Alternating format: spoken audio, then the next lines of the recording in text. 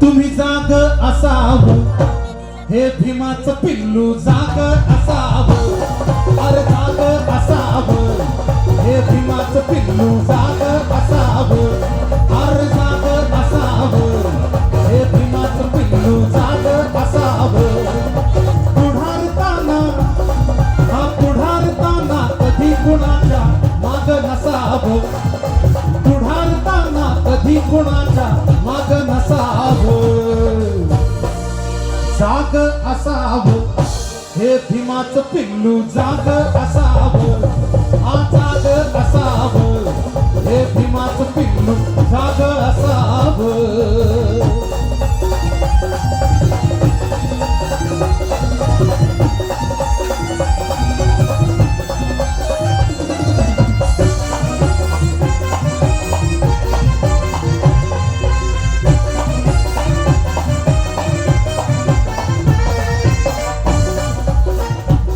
सात साऱ्या भूमीची का आता न जळावी, सात साऱ्या भूमीची का आता न जळावी.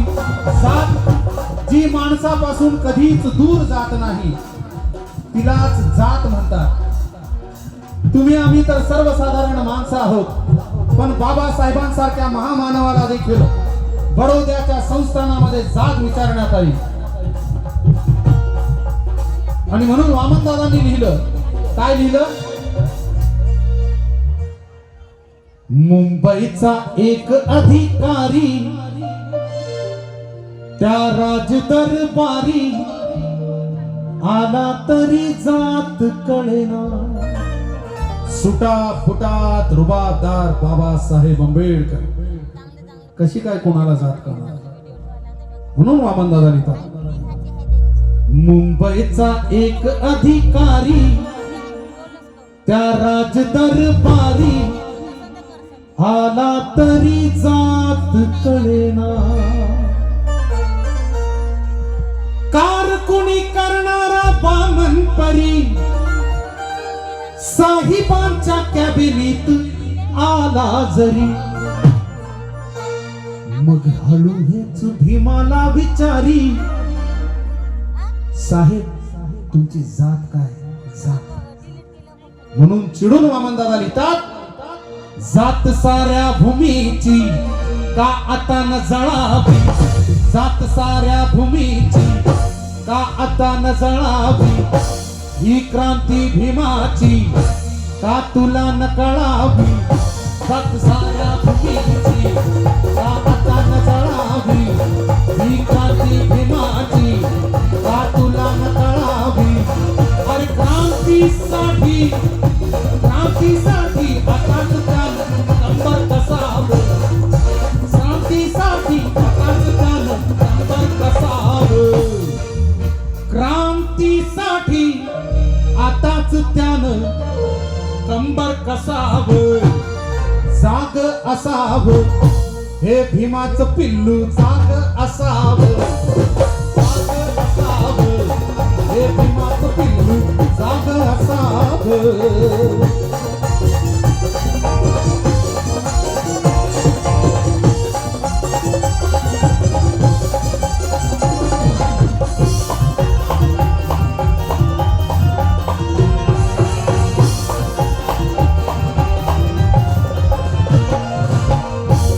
भूक साऱ्या भूमीची का आता न पळावी, भूक साऱ्या भूमीची का आता न पळावी. भूक अतिशय कळवळीचा विषय आहे, गंभीर विषय आहे. कारण जर एखादा माणूस उपाशी आहे आणि भुकेने त्याचा जीव कळवळतोय, त्याला तुम्ही एखादं काम सांगा, कोणतंही काम सांगा, तो करल. कारण की त्याच्या पोटाची खळगी त्याला भरायची आहे. तो लाचार होतो आणि सांगेल ते करतो. मी हे का सांगतोय? कारण नुकताच आपण या देशाचा म्हणजे आपल्या भारत देशाचा स्वातंत्र्याचा अमृत महोत्सव साजरा केलेला. म्हणजे 75 वर्ष उलटून गेलेली आहेत आपल्या या देशाला स्वातंत्र्य मिळून. पण प्रश्न असा आहे की या 75 वर्षामध्ये आपण काय मिळवलंय, हा देश कुठपर्यंत जाऊन पोहोचलेला आहे, या देशाने काय प्रगती केलेली आहे, याची देखील चौकशी झाली पाहिजे. त्याचं कारण असं की या 75 वर्षात आज देखील या देशामध्ये 30 ते 35% लोक अशी आहेत ज्यांना 2 वेळचं अन्न देखील खायला मिळत नाही. म्हणून वामनदादा लिहितात, काय लिहितात?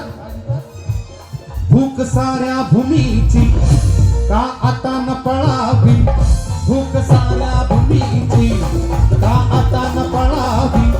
लूट लूट जिकडे पहावं तिकडे लूट चालू आहे. कशी लूट चालू आहे सांगू मी तुम्हाला. या देशात भांडवलशाही माज करत आहे. आमचा गरीब शेतकरी कर्जाने आत्महत्या करत आहे. त्याचं कर्ज माफ इथली सरकार करत नाही. पण योग गुरु सारख्या रामदेव बाबाचं करोडो रुपयाचं कर्ज माफ करते, त्याला पाहिजे तेवढी जमीन देते. ही विवंचना आहे, या देशातली समस्या आहे. वामनदादा म्हणतात की टाटा बिर्ला तरतील. वामनदादा म्हणतात टाटा बिर्ला तरतील. मी आज या देशाची परिस्थिती पाहून यात आणखी 2 नावं ऍड करतो. टाटा बिर्ला अंबानी आणि अदानी तरतील. टाटा बिर्ला अंबानी आणि अदानी तरतील, बाकी सारे उपाशी मरतील. टाटा बिर्ला अंबानी आणि अदानी तरतील, बाकी सारे उपाशी मरतील. ते चरतील कुर्णामध्ये, 4 आपले त्यांच्यामध्ये कडकड नचरतील, कडकड नचरतील.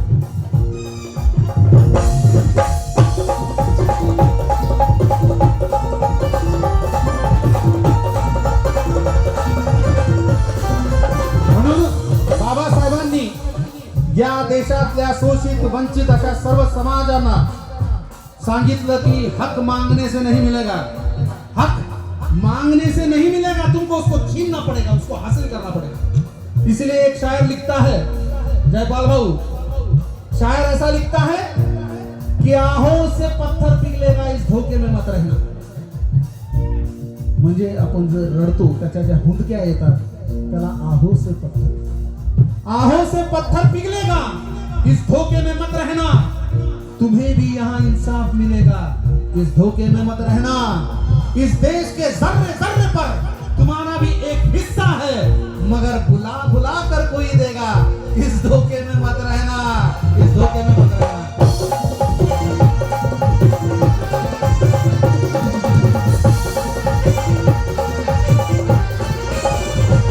भूक साऱ्या भूमीची का आता न पळावी, लूट साऱ्या भूमीची का आता न टळावी, लूट साऱ्या भूमीची का आता न टळावी. अरे अशा लुटीच्या मानगुटीला जाऊन कसावं, अशा लुटीच्या मानगुटीला जाऊन कसावं. जाग असावं हे भीमाचं पिल्लू, जाग असावं, जाग असावं हे भीमाचं पिल्लू, जाग असावं.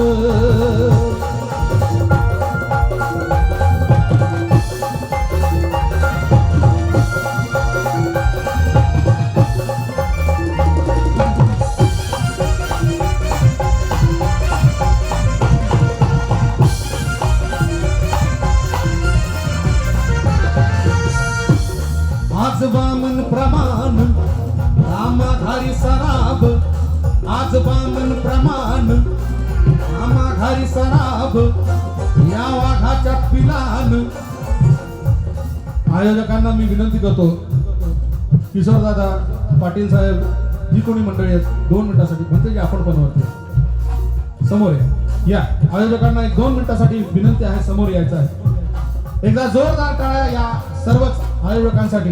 कार्यक्रम आवडत आहे ना, मग टाळ्या वाजवल्या पाहिजे त्यांच्यासाठी.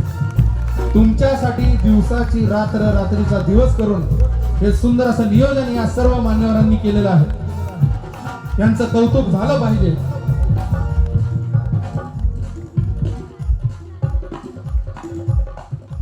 बघा दादा 2 मिनिटांनंतर करू आपण ते 2 मिनिटांनंतर करू. या सगळ्या मंडळींनी आपल्या जीवाचं रान करून हा सुंदर असा कार्यक्रम, हे सुंदर असं धम्म परिषद या ठिकाणी घडवून आणलेलं.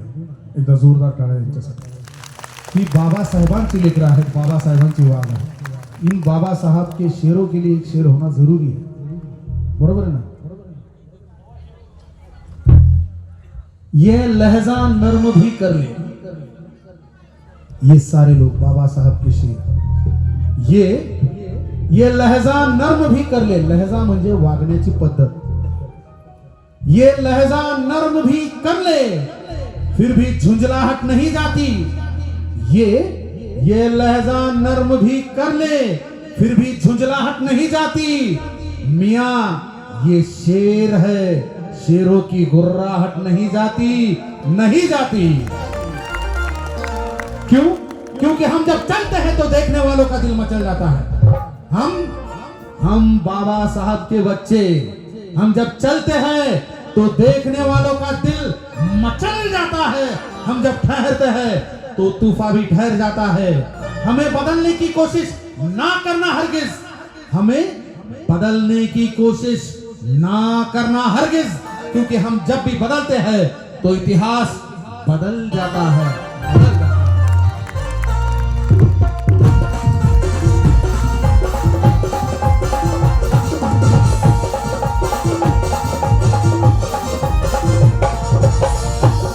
आज वामन प्रमाण का उपाशी मराब, आज वामन प्रमाण का उपाशी मराब. या वाघाच्या पिलान का माघारी सराब, या वाघाच्या पिलान का माघारी सराब. पिळवणुकीच्या हा पिळवणुकीच्या हाताळावर जाऊन बसाव, पिळवणुकीच्या हाताळावर जाऊन बसाव. जाग असाव हे भीमाचं पिल्लू, जाग असाव, अरे जाग असाव हे भीमाचं पिल्लू, जाग असाव. हा जाग असाव हे भीमाचं पिल्लू, जाग असाव. अरे जाग असाव, हा जाग असाव हे भीमाचं पिल्लू, जाग असाव. हा जाग असाव हे भीमाचं पिल्लू, जाग असाव.